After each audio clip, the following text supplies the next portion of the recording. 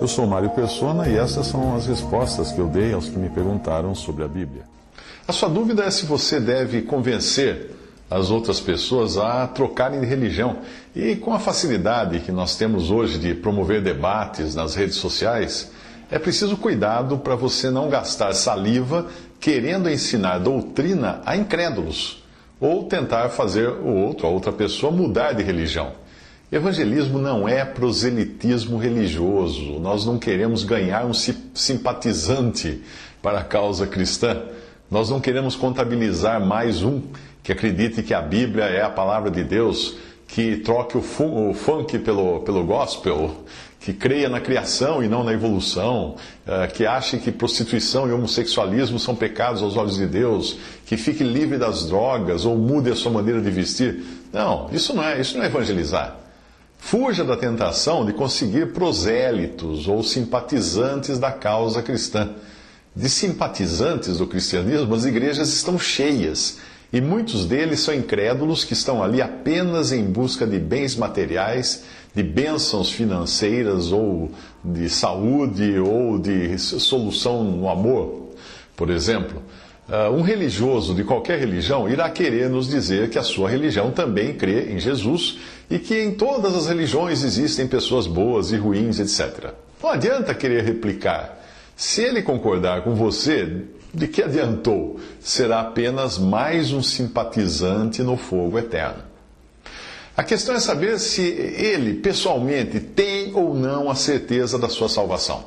Se não tem, é porque sua religião pode até dizer que acredita em Jesus, mas não lhe deu nada em troca. Se você está congregado ao nome do Senhor, fora dos sistemas denominacionais, resista também à tentação de explicar isso a quem nunca se converteu a Cristo. Como saber se a pessoa se converteu ou não? Bem, se a pessoa acha que para ser salva ela precisa ser boa ou perseverar até o fim, é porque ela não entendeu ainda o valor do sangue derramado no madeiro, na cruz do Calvário.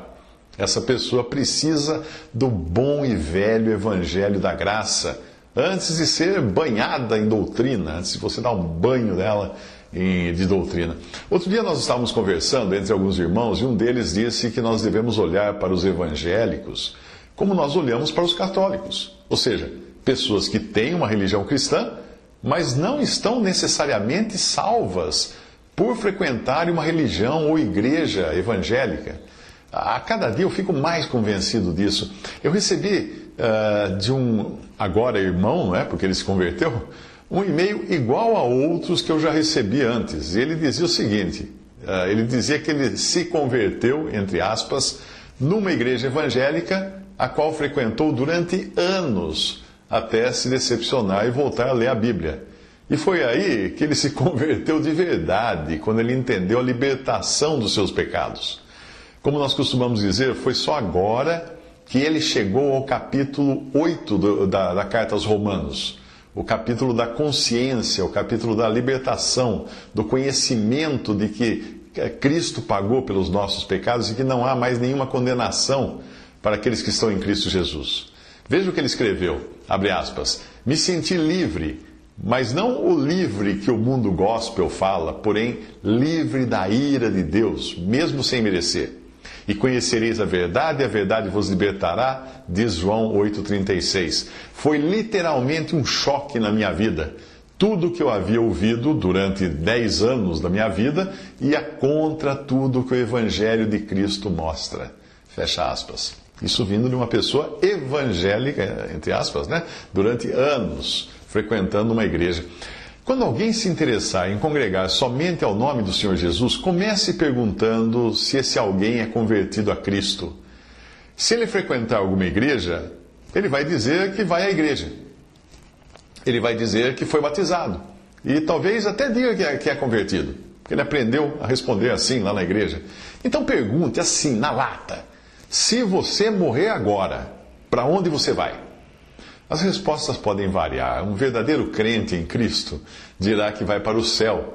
E se você perguntar a razão, ele dirá que os seus pecados foram todos pagos na cruz.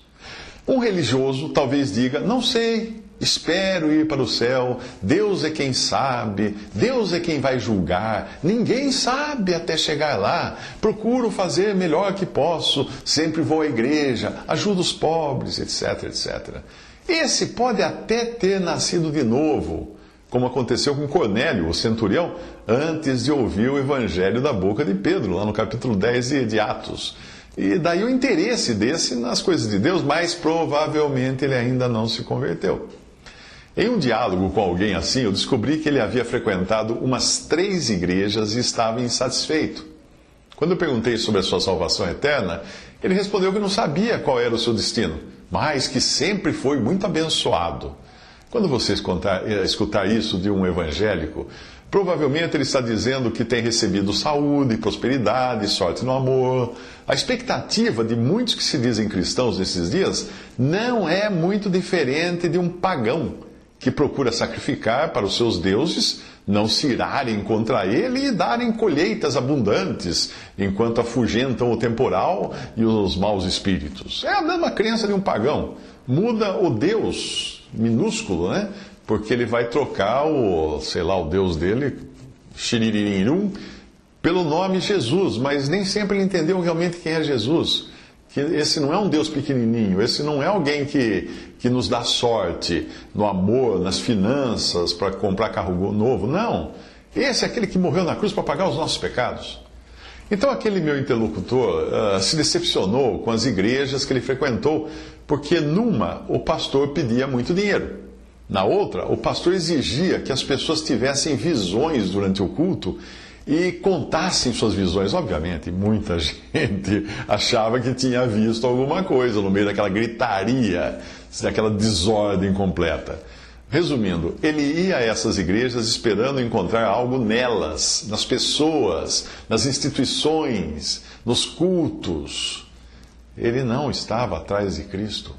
Eu percebi que ele ainda não tinha entendido o Evangelho quando ele me perguntou se não teria perigo ele sair da igreja que frequentava porque ele tinha medo de ser amaldiçoado e tudo dar errado na sua vida, como costumavam alertar lá os pastores, né, que são esses lobos vestidos de pastores, para não perder a receita das ofertas, obviamente. Eles dão medo, fazem terror nas suas ovelhas para elas não deixarem a igreja. Obviamente eu estava diante de um religioso supersticioso, como qualquer católico ou membro de igrejas pentecostais. Dali em diante eu me concentrei no Evangelho. Eu nem me preocupei em falar de doutrinas para ele, ou falar de como ele deve se congregar, nada disso, porque na cabeça dele, congregar, significa frequentar um lugar onde vai ser abençoado, as coisas vão melhorar, vai ter saúde, vai ficar protegido dos espíritos malignos e coisas do tipo. Essa é a ideia que ele tem de igreja. Uma coisa que eu aprendi há anos com um irmão mais velho é que quando nós evangelizamos, a melhor estratégia é manter a serpente sobre a rocha, isto é, não deixar que os arbustos de doutrinas, opiniões, religiões interfiram. É na superfície limpa de uma penha ou de uma rocha que nós podemos bater na cabeça da serpente.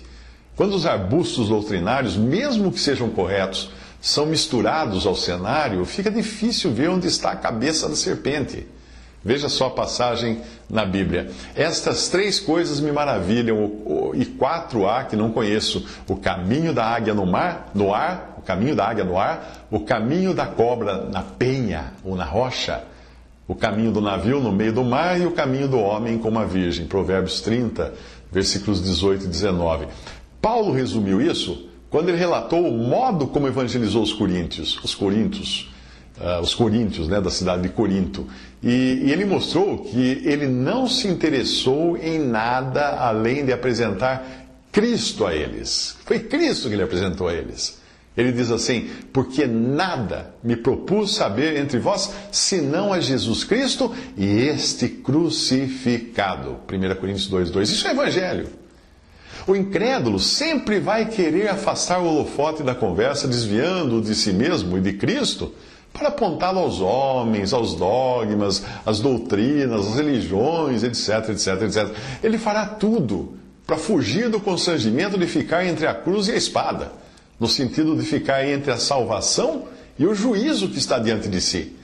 O papel de quem evangeliza é não deixá-lo escapar da cruz e nem da percepção da espada do juízo, e manter o holofote em Cristo e na sua obra.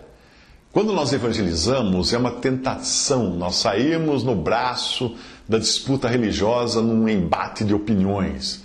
Quando a coisa toma o rumo da inutilidade, é quando ela se envereda por aspectos históricos, culturais, sociológicos das religiões. Pura perda de tempo. O cara não vai ser salvo entendendo história, cultura, sociologia, comportamento humano. Não! Nós precisamos nos conter, nos concentrar no que realmente importa. Estamos diante de uma alma sem Cristo, que pode nem terminar sua conversa conosco e entrar na eternidade perdida. Se ela se converter a Cristo, eu não vou precisar dizer que ela vai precisar abandonar a religião A ou a crença B, ou vai ter que se livrar de algumas estatuetas na sua casa. Não, isso não importa agora. Importa que ela crê em Cristo para ser salva. O Espírito Santo fará essas coisas, como fez comigo, como fez com aqueles que se converteram das artes mágicas em Atos, que queimaram seus livros. Veja a passagem. Também muitos dos que seguiam artes mágicas trouxeram seus livros e os queimaram na presença de todos, e feita a conta do seu preço, acharam que montava 50.000 peças de prata. Atos 19. Portanto, pregue Cristo, fale de Cristo, coloque a pessoa diante de Cristo, esqueça as doutrinas, esqueça costumes, esqueça Cristo. No momento que ela crê em Jesus Cristo como Salvador, no momento que ela tiver certeza da sua salvação, aí o Espírito Santo não vai deixar ela escapar nunca mais. E vai aparar as arestas que existirão nelas e que existem em mim e existem em qualquer cristão, porque nós continuamos ainda aguardando o momento de Cristo vir nos buscar para nos levar para o céu. Visite respondi.com.br. Visite 3minutos.net.